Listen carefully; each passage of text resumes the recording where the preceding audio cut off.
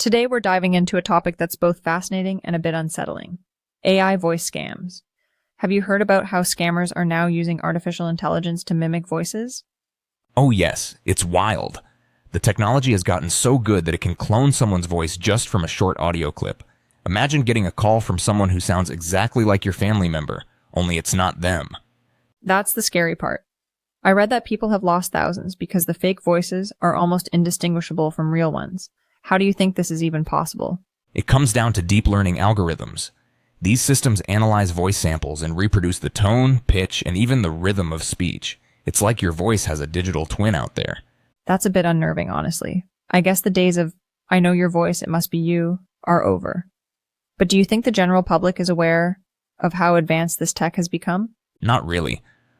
Most people still think of AI as something from sci-fi, but with voice cloning apps so easy to access, the risk has jumped from theory to reality overnight. Right, and the scams are getting more sophisticated. I saw a case where a scammer used a cloned voice to convince someone their grandchild was in trouble. It's exploiting trust at the most personal level. Exactly. It's not just about money. It's psychological manipulation. If you suddenly hear a loved one's voice in distress, your rational brain shuts off and you just react. That's so true. It makes me wonder, are there any telltale signs to spot a fake voice call? Or are we really defenseless? There are some clues. Sometimes the intonation is off or there's an unnatural pause, but honestly, in the heat of the moment, very few people notice these subtleties. And I guess if you're panicking, you're not analyzing the audio quality. It's almost like we need a code word with our families now. That's actually a great idea. A prearranged code could help verify if it's really your family member calling. It's like setting up a secret handshake, but over the phone. Maybe we should all have one. But beyond personal measures, do you think there's a role for regulation here? Should authorities step in to control access to this technology? Regulation is tricky. The technology itself isn't inherently bad. It can be used for good, like helping people who've lost their voice. But yes, there should be safeguards to prevent misuse. So maybe tighter rules on who can access high-grade voice cloning software? Or at least checks to prevent its use for scams? Absolutely. And perhaps companies making these tools could add digital watermarks or audio fingerprints to synthetic voices, so calls can be verified. That's an interesting point. But would scammers really use legitimate software? I mean, the dark web is full of tools that bypass regulations. True, but if mainstream tools are secured, it raises the bar. Plus, public awareness is key. The more people know about these scams, the less likely they are to fall for them. I agree. Education is powerful. Maybe there should be public service announcements, kind of like the old "Don't Talk to Strangers" campaigns, but updated for the AI age. That's a great analogy. Don't trust strange voices, perhaps. I can see it now. A catchy jingle reminding people to double-check before acting. Haha. Maybe not as catchy as we'd like, but the message is crucial. I wonder, though, do you see this problem getting worse before it gets better? Unfortunately, yes. The technology is only going to improve, and scammers are always finding new angles. Unless there's a big shift in public awareness or tech safeguards, it could get out of hand. That's the dilemma with technology, isn't it? It advances faster than our ability to protect against its misuse. But on the flip side, AI could also help detect scams, right? Definitely. AI can analyze speech patterns and flag suspicious calls, especially in banks or call centers. It's like fighting fire with fire. So we're entering a sort of arms race.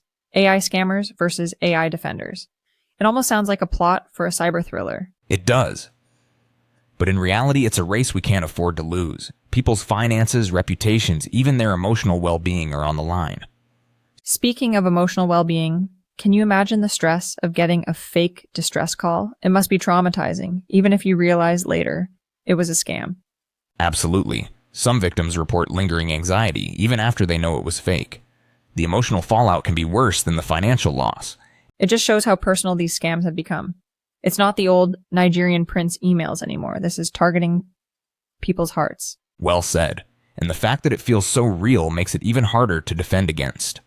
Our natural instincts to help loved ones can be turned against us. So what can people do, apart from having a code word? Are there other practical steps we should be taking? Yes, never rush into decisions, even if a call sounds urgent. Always hang up and call back on a known number. Verify the story before taking action. That's good advice. I suppose it's about building new habits, questioning what we hear, even if it feels a bit paranoid. It's like the old saying, trust but verify. In the digital age, maybe it's trust your gut, but check the facts. I like that. And maybe we should also teach kids about these risks early on. They're growing up with technology that we never imagined. Definitely.